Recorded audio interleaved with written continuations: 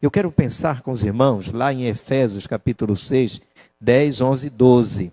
Pensando, despertando para a realidade espiritual. Então quando eu estou usando essa expressão, título criativo, é porque eu estou dizendo, nós vamos entrar numa caminhada, estarmos atentos para a realidade espiritual que nos envolve, né? E provavelmente, não, certeza, para a próxima quarta-feira, nós teremos as armaduras de Deus, e se o Senhor confirmar, nós teremos a exposição, daquela quarta-feira em diante, nós teremos a exposição do livro do pastor Pascoal Piragini, Batalha Espiritual. Mas você vai dizer, apesar de ser batista falando de batalha espiritual, de guerra espiritual, que negócio de apesar? Felizmente, porque batista reconhece que há uma guerra espiritual que nos envolve. Então essa chamada para despertando para a realidade espiritual, não é a primeira vez que falo sobre isso. Eu vou utilizar a NVI, ela diz assim, finalmente, fortaleçam no Senhor e no seu poder. Vistam toda a armadura de Deus para poderem ficar firmes contra as ciladas do diabo. Pois a nossa luta não é contra pessoas ou contra sangue, carne, mas contra os poderes e autoridade, contra os dominadores deste mundo de trevas, contra as forças espirituais do mal nas regiões celestiais. Eu estou utilizando o material do blog, você depois pode consultar, e vou só apresentar para você dar crédito do material que eu estou utilizando, né? O blog é Biblioteca Bíblica, Blogspot. Isso foi escrito em 2018, no mês 9. Então, preciso dar crédito para quem escreveu. Como eu prometi que seria mais ou menos igual uma homilia, Paulo frequentemente nos alerta que ele está chegando ao final. Ele demonstra através da escrita, quando ele chegou à metade de todas as cartas, ele foi trabalhando de maneira teórica, presta atenção na maneira teórica, aí ele aplica a prática. Então ele diz assim, nos alerta que ele está chegando ao final de uma carta, apresentando sua seção final com o advérbio. Finalmente, foi assim que nós começamos. Finalmente, temos nesse sinal do versículo 10. Finalmente, fortaleçam no Senhor e no seu poder, no seu forte poder, a versão que eu tenho aqui. Então, perceba, quando Paulo chega no capítulo 6, ele está concluindo a carta. Ele diz, finalmente, e ele vai mostrar o que deve ser aplicado na vida. Lembre-se que em toda a segunda metade de sua carta, Paulo tem falado do efeito abençoado que a graça salvadora de Deus tem sobre a vida de seus crentes. A nova vida dos filhos de Deus se mostrará em uma vida de santidade. Então, Paulo, quando escreve, ele quer que a igreja do Senhor viva em santidade. É muito importante atentarem para a leitura essa chamada, não se canse, porque quando eu aplicar algo, como uma experiência que talvez você já passou, ou que eu já passei, você vai lembrar da leitura. Então, o que Paulo quer? Que eles vivam a santidade. Sua santidade, ou a santidade deles, está comprometida em manter o laço da unidade do Espírito, em levar uma vida de pureza pessoal. Unidade. A igreja precisa ter unidade. E não temos unidade quando nós mordemos o outro. Quando nós falamos mal do outro. Isto não é santidade. Isto não é unidade. Então Paulo estava falando para a igreja de Éfeso, chamando a atenção sobre a santidade. E ele fala de laços de unidade do Espírito em levar uma vida de pureza pessoal. Meus irmãos, se nós pessoalmente não tivermos uma vida de santidade no falar, no pensar e no agir, nós estamos envergonhando a Cristo Jesus. Ele é o propósito da nossa vida. Ser cristão é ser pequeno Cristo, é evidenciar a glória dele. O Espírito Santo reproduz Cristo em nós. Então tem sentido quando Paulo está mencionando sobre unidade em meio à diversidade, porque tem cabeça, se tivéssemos 100 pessoas aqui, nós teríamos 100 cabeças diferentes. Então diz que a santidade deles será demonstrada nos laços de unidade. Se eu não tenho unidade com meus irmãos, se eu não tenho unidade, eu não contribuo para a unidade da minha igreja, eu estou longe do que é pureza, do que é santidade. Eu não posso usar a minha língua para morder os outros. Como assim, pastor? Morder com a língua, não é com os dentes? O morder de Paulo em Gálatas é falar mal do outro. Paulo diz, vós que estão se mordendo, não vos mordeis, ele diz. Não vos destruais, não se destruam um ao outro.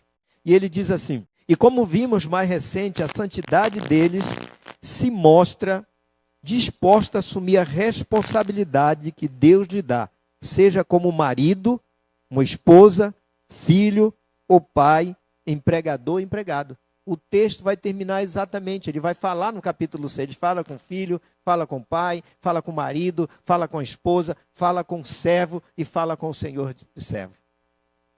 Então, quando Paulo está mencionando, e a carta que Paulo escreveu está sendo lida e aplicada hoje, está falando conosco. Ele está falando com a família. É filho vivendo com santidade, é pai vivendo em santidade, é marido vivendo em santidade, e eu digo, no pensar e no agir. Paulo encerra sua carta apontando um efeito final da graça salvadora de Deus, a saber, fazer o povo de Deus disposto a lutar pela fé contra o mal. Então nós começamos a adentrar na questão da realidade espiritual. Estamos numa guerra ou não? Se eu for contar coisas para vocês, vocês vão ficar com os cabelos arrepiados aí. Agora mesmo nós atrasamos um pouco na saída. Ontem foi o carro da Sara. E hoje foi o nosso. Fomos travados pelo próprio portão. Isso ocorreu um atraso aí de mínimo de 10 a 15 minutos. Para desmontar o portão, para poder liberar o carro. Nada, sabe, você está com a visão, olhando certinho, e eu não sei se eu levei a mão no bolso e apertei o controle. Cheguei até a pensar que era o Telzinho que estava dentro do outro carro aguardando com a Sara, tinha apertado. Pastor, isso é falha humana, é verdade, é falha humana. Mas existe coisa muito maior do que isso, mas não quero usar para justificar atraso não, viu? Então, ele diz assim, Paulo encerra sua carta apontando um efeito final da graça salvadora de Deus, a saber, fazer o povo de Deus disposto a lutar pela fé contra o mal. Eu pergunto, você sabe dessa realidade que te envolve, que nos envolve, e você está disposto a lutar ou se render dentro da batalha, abandonando a fé e desistindo de viver? Para isso, eles precisam de algum equipamento especial, equipamento que Deus fornece. E esse equipamento é a armadura de Deus. Se nós não entraremos nele, mas estamos na preparação para essa próxima mensagem. Como uma palavra final e geral para os seus leitores, Paulo diz, seja forte. Está dizendo para os Efésios, seja forte. Fortalecer na força do seu poder. Está dizendo, seja forte, lute, batalhe, não recue. A vida cristã sempre será uma luta. Ataques à fé tomarão forma de tentações, lapsos morais. Esse lapso morais significa que incorreu em erro, culpa ou pecado. São lapsos morais chamados. Cometeu, que diz, um escorrego, deslize. É o chamado lapso moral. Haverá tentações para ceder em pontos de doutrina. O que significa isso? Crer e ensinar erroneamente parte de uma doutrina. A Bíblia está dizendo que é isso e diz, não, mas não é bem assim. Dá para a gente dar um jeito. São ataques. São ataques quando a gente diz que não tem nenhum problema dar uma olhadinha mais uma vez, para algo que não deveria. Escorregões terríveis, viu? Pode custar caro. Ele diz, haverá tentações para ceder em pontos de doutrina, haverá tentação para formalizar a religião, reduzi-la a algo externo, como se não tivesse vida, como se fosse mera religiosidade. Uma mera concha. Haverá tentações na falta de amor para com os irmãos e ódio para com aqueles que não são crentes. Isso é muito importante.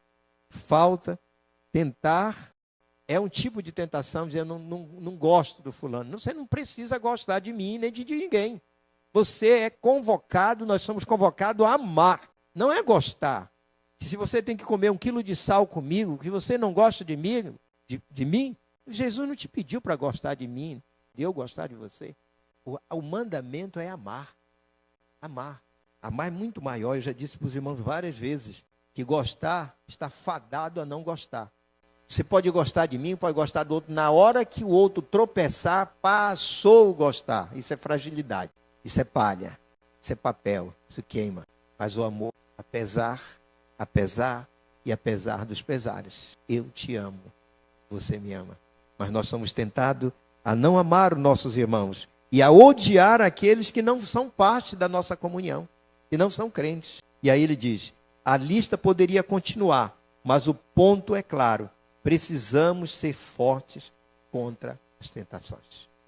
Isso significa alguma coisa para você? Isso faz sentido no dia a dia? Ou isso não tem nada a ver com a batalha, com a guerra espiritual que você trava?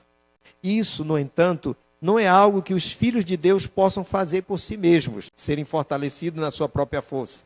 Eles precisam de ajuda, a ajuda de Deus. Por isso Paulo diz, vista ou revistam toda a armadura de Deus para que você possa se posicionar contra os esquemas do diabo. Olha essa versão, a NVI, vai dizer se posicionar como um soldado, como um guerreiro, como um servo e uma serva de Deus. Marcar posição. O meu Senhor não faz isso, eu não vou fazer. Olha a versão do versículo 11, aqui a King James 1611. Versículo 11 diz assim, revesti-vos de toda a armadura de Deus, para que possais estar firmes contra as astutas ciladas do diabo. Tem uma versão que diz, estás firmes? Permaneceste firme? A ideia aqui é assumir uma posição, como uma posição de um soldado em guerra. Mas nós somos um soldado de Cristo. Posição espiritual, posição de fé e posição moral. Que tipo de mensagem nós estamos transmitindo através da nossa própria vida? Cristo faria o que nós estamos fazendo? Lembre do livro, Em Seus Passos, o que faria? Se eu fizesse essa pergunta antes de qualquer atitude, em meu passo, nessa atitude que eu vou tomar, ou eu tomei, o que Jesus faria? Nós teremos a resposta imediatamente de que ele faria diferente. E se ele faria diferente, nós precisamos fazer diferente. Ele diz ainda, haverá tentações, como mencionei. Isso, no entanto, não é algo que os filhos de Deus possam fazer por si mesmos, se fortalecer. Eles precisam de ajuda. E ajuda de quem? Dos irmãos em oração é importante. Mas aqui Paulo está falando da ajuda de quem? De Deus, as armaduras dele. Por isso Paulo diz, vista toda a armadura de Deus para que você possa se posicionar contra os esquemas do diabo. O diabo tem esquema? Tem. Só tem. Em todos os setores o diabo tem esquema. Num filme que você está assistindo, que não seja um filme cristão, você vai encontrar esquema. Nós conversávamos agora pela parte da manhã, agora é à noite, né? Pela parte da manhã, e a gente aprendeu algo sobre, às vezes você para assistir uma série, você não está nem aí, o que a série está te alimentando. E muitos filmes agradáveis, nós precisamos ter capacidade de perceber os laços que estão ali. Produções caríssimas, feitas em Hollywood. E Hollywood começa a ruir. Olha quantas práticas de barbárie estava acontecendo em Hollywood. Por outro lado, Deus está agindo, está convertendo o coração de atores famosos, estão se convertendo. Olha os esquemas em Hollywood, quando Mel Gibson resolveu produzir o filme A Paixão de Cristo. E quando aquele ator resolveu representar Cristo, pagou um preço. São esquemas do diabo. Ou nós percebemos isto, ou seremos enganados por ele. Ouvi de um grande pregador que quanto mais é refinado o seu relacionamento com Deus, quanto maior é o seu nível de relacionamento, de intimidade com Deus, mais fina e refinada são as tentações a sutileza de Satanás para derrubar. Quando o Espírito Santo falar com você, olha, cuidado, olhe, tome cuidado. Porque ele fala. Estamos sempre inclinados a pensar que os nossos problemas e oposição vêm de pessoas perversas. Você diz assim, mas esse sujeito é perverso. Você olha para aquela pessoa, somente a perversidade dele. Você precisa olhar que há um agente usando a perversidade daquela pessoa. Até o momento que você diz, não é possível que uma pessoa consiga fazer o que essa pessoa está fazendo. Não, realmente não é só ele. Vocês não viram no ministério de Jesus quantas oposições Jesus enfrentou? Quantas maravilhas Jesus fez? Eu quero lembrá-lo daquele jovem de Gadara, que vivia nos sepulcros. Eu imagino como eram aquelas pessoas quando viam aquele jovem passar. Eu imagino como era a vida daqueles pais, daquele jovem. E vem ao encontro de Jesus, possuído por 6.000 demônios. 6.000 demônios. Não era só a perversidade daquele jovem. Havia uma força atuando. Quando eu digo despertando para esta realidade, é algo que a gente já vem falando. Ele diz assim, pessoas más, no entanto, são apenas agentes e instrumentos. E eu grifei, eu fiz de caixa alta aqui. Não negligenciemos a graça de Deus para não sermos instrumentos das trevas. Qualquer um de nós que negligenciar a graça de Deus, podemos ser um instrumento do diabo para destruir a vida de uma pessoa. Ou não há esse risco. Hebreus 2:11 diz assim, por isso é preciso que prestemos maior atenção ao que temos ouvido, para que jamais nos desviemos. As pessoas más fazem parte do esquema de Satanás contra os crentes. Não são só eles. Às vezes você está num setor de trabalho e tem alguém que resolve te perseguir. E você só olha para aquela pessoa no sentido, mas esse camarada é péssimo mesmo, viu? Você só consegue ver a maldade, você não consegue perceber que há algo movendo a maldade dessa pessoa. Ele não é inocente. A pessoa má que realmente está tentando chegar ao limite, que você possa agir, que vá se arrepender depois. Eu não estou isentando da sua maldade, mas é preciso entender que o diabo tem agente no mundo. Ele tem seus esquemas. As pessoas más fazem parte do esquema de Satanás contra os crentes. Paulo diz no versículo 12, estamos lutando contra forças espirituais. Deixa eu pegar esse versículo 12 aqui, tá? Porque não lutamos contra carne e sangue, mas contra os principados, contra as potestades, contra os governantes das trevas deste mundo, contra as maldades, a maldade espiritual em região celestiais. Então perceba, estamos lutando contra forças espirituais robustas, nos fazendo mal. Isso não deveria nos surpreender. Nós já sabemos disso, só estou relembrando, vocês sabem disso. Vocês sabem. As escrituras nos falam de um grupo de anjos que caíram. Apocalipse 12, 7-9 diz assim, houve então uma guerra no céu. Miguel e seus anjos lutaram contra o dragão. E o dragão e os seus anjos revidaram. Mas estes não foram suficientes fortes. E assim perderam o seu lugar no céu. O grande dragão foi lançado fora.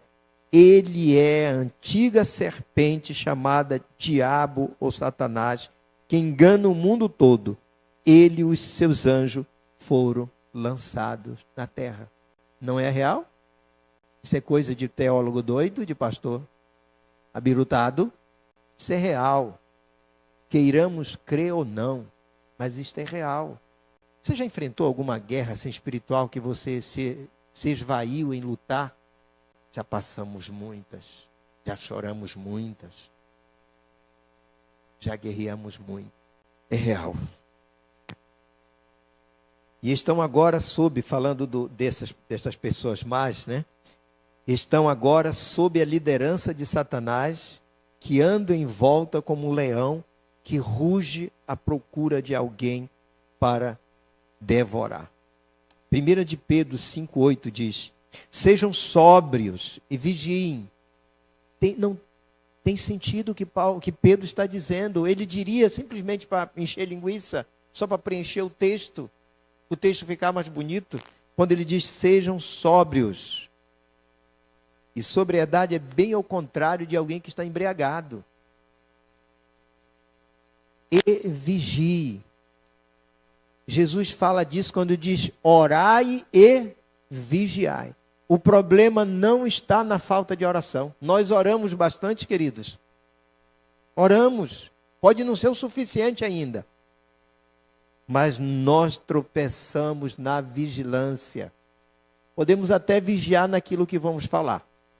Podemos até vigiar naquilo que vamos pensar.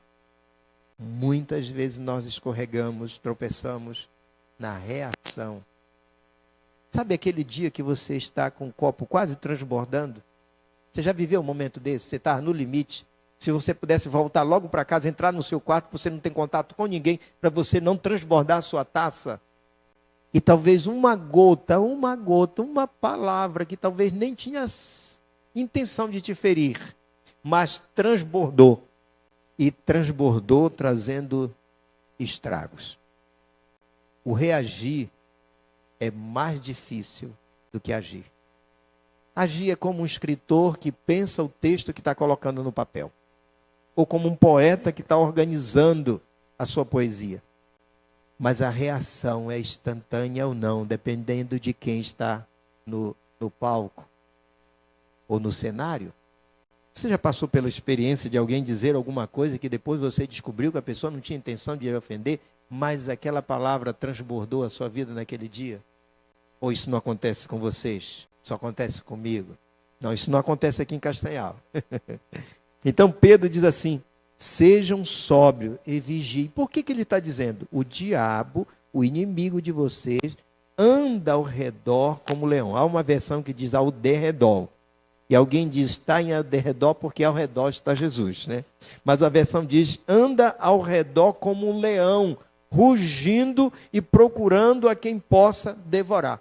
Interessante como o leão, Jesus é o leão da tribo de Judá. Força, né? Mas o leão também é aplicado no sentido da sutileza, como um predador. O nosso inimigo anda como um leão. E eu e você somos alvos dele. Sim ou não? Ou você chegou a um nível que você diz, não, eu estou aqui. Aqui não pega nada comigo, não. Estou andando lado a lado com o eterno. Pense nisso. Não quero lhe assustar, não. Apenas lembrar disso. Vivemos uma realidade que nos envolve.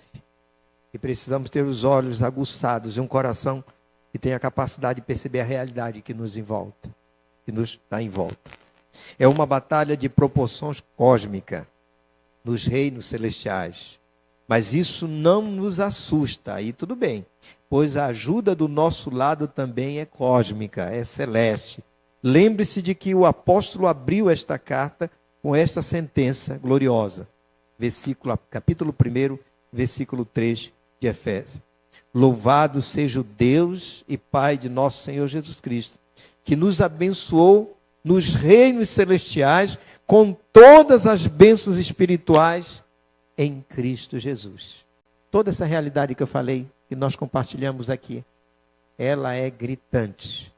Mas isso não nos impede de continuar saindo, continuar servindo, continuar avançando. Lembra da expressão, aquele que está conosco é maior do que o que está no mundo. Nós não podemos negligenciar. Há uma advertência para não negligenciarmos essa realidade. Tá? Enquanto estava organizando esse material, eu vi um jovem tentando explicar o livro do pastor Piragini, né, que é Batalha Espiritual. Ele disse, olha, apesar desse pastor ser batista, né, ele fala muito bem, fala de forma bíblica aqui sobre essa questão, para não assustar muitas pessoas, guerra espiritual. Eu vou baixar aqui de batalha para guerra espiritual. Porque por aí tem gente falando um monte de asneira a respeito de guerra espiritual. Começa a ver demônio até na cabeça de um pau de palito. E não é por isso que vamos deixar de falar a realidade existente. E realmente, se confirmar, nós utilizaremos o livro do pastor Piragini, que é um pastor batista. Recebi um abraço gostoso dele lá em Fortaleza. A ajuda está aí, só precisamos nos valer. E era isto. Alerta, desperta. Paulo não escreveria, e quero encerrar lendo com você os 3 versículos. Finalmente, meus irmãos, a carta está terminando. Ele vai propor a eles o uso da armadura de Deus, para se posicionar, para viver como um soldado cristão. Finalmente, meus irmãos, sede forte no Senhor e na força do seu poder. Nós não somos fortes na nossa força, na nossa inteligência, nosso tempo de cristão, na nossa capacidade de resolver problemas. Isso é inteligência. Mas no poder, na força do poder de Deus. E aí tem a versão diz revestivos, a NVI diz vestir. Né? Revestir, a ideia é vestir de novo, né? Já se vestiu, veste de novo. Então ele diz, revestivos de toda a armadura de Deus. Só de algumas? De toda. Toda. E aí ele diz assim, para que possais estar firmes contra as astutas ciladas do diabo. Olha esse detalhe, astutas ciladas do diabo. Essa que eu estou lendo é a King James 1611, viu? Bem antiga. É bom sempre voltar às versões bem antigas para poder ver as novas que elas dizem. E aí ele diz no versículo 12, porque não lutamos contra carne e sangue. O que é carne e sangue? É gente, humano. Sabe a pessoa que você vê maldade nela? Ela não é o seu inimigo, não é a sua inimiga. O inimigo é outro. Ela é um fantoche. Um fantoche. É possível que um crente se torne um fantoche? Paulo está escrevendo para os crentes. Portanto, porque não lutamos contra a carne e sangue, mas contra os principados, contra as potestades, contra os governantes das trevas deste mundo, contra as maldade ou a maldade espiritual em regiões celestiais. E ele entra com o versículo 13 que vai fazer essa conexão com as armaduras. Ele diz, portanto, tomai toda a armadura de Deus para que possais resistir no dia mau e, havendo feito tudo, ficar firme. E é o versículo 14. Portanto, e aí ele segue, é o nosso próximo encontro. Que o Senhor abra os nossos olhos, para não olhar, também não é para sair olhando, vendo demônio em tudo que é lugar, viu? Vendo espada em tudo que é lugar. Não é essa a ideia. Mas ter clareza, para não guerrear com pessoas que estão sendo vítima ou sendo usado de maneira consciente ou inconsciente. Vamos ficar de pé? Ana Clara, vem aqui, nós queremos orar por você, agradecendo. Então vamos orar pela Ana Clara. Isso é um culto a Deus. Ela viajou com fé, com determinação, deu o melhor, né? E ainda com o joelho machucado. Louvamos a Deus pela sua vida, pela sua dedicação, tá? Eu tenho certeza também que foi o Senhor que te ajudou. Eu assisti um pouquinho lá no intervalo, um pedacinho lá de uma luta dela lá. Estenda a sua mão, tá? Querido Deus, nós te agradecemos, Pai, pelo momento que nós tivemos aqui, refletindo, Deus, a respeito da realidade que nos envolve. Nós temos convicção, Senhor, que em muitos momentos da nossa vida, nós somos, ó Deus, envolvidos por realidade que nos levam ao limite. E não somos destruídos, Senhor, porque o Senhor está conosco. Que o Senhor tem nos revestido da tua armadura, das tuas armas espirituais, ó Deus, como a oração, como a palavra, Senhor, como a fé. O Senhor tem nos dado isso, Senhor. E nós te agradecemos. Pedimos ao Senhor que nós possamos continuar, ó Deus, como um bom soldado, fiel, Senhor. Que possamos chegar ao final da nossa jornada mas poder afirmar isso desde agora. Combati o bom combate, encerrei a carreira e guardei a fé. Senhor, Paulo, teu servo, o apóstolo, nos inspira a enfrentar esta guerra, esta batalha, e permanecer fiel, Senhor, à carreira pela qual o Senhor nos alistou a batalhar. Portanto, Deus nos abençoa. Coloca essa palavra no nosso coração. Abençoa a Denise no seu trabalho, Deus, com a escola de música, com a apresentação amanhã aqui nesse espaço, Deus. E oramos também pela vida da Ana Clara. Louvamos, ó Deus, pela garra, pela determinação. E certamente, ó Deus, ela usou daquilo que ela aprendeu com o pastor Marcos Chaves. A hora certa de aplicar um versículo, Deus. Qual versículo? Tem um versículo que alguns lutadores usam naquele momento. E glorifica o teu nome, Pai. Aqui estão 2 medalhas, e representa muito para Ana Clara, representa muito para a sua família, representa muito para mim enquanto pastor da Ana Clara, que conheço a sua história de vida, sua determinação, sua chamada. E representa muito para a igreja do Senhor. Se ela está alegre, nós também estamos alegres. Em teu nome, Senhor, abençoamos esta atleta para a glória do teu nome. E que estas 2 medalhas, Senhor, toda vez que for levantada ou vista, seja reconhecida que a batalha que ela venceu foi o Senhor que a deu a ela. Em nome de Jesus. Amém. Uma salva de palmas para Ana Clara.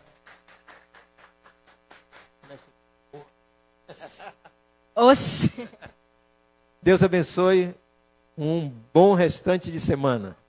Hoje não tem café. Você que está acompanhando também, Deus abençoe.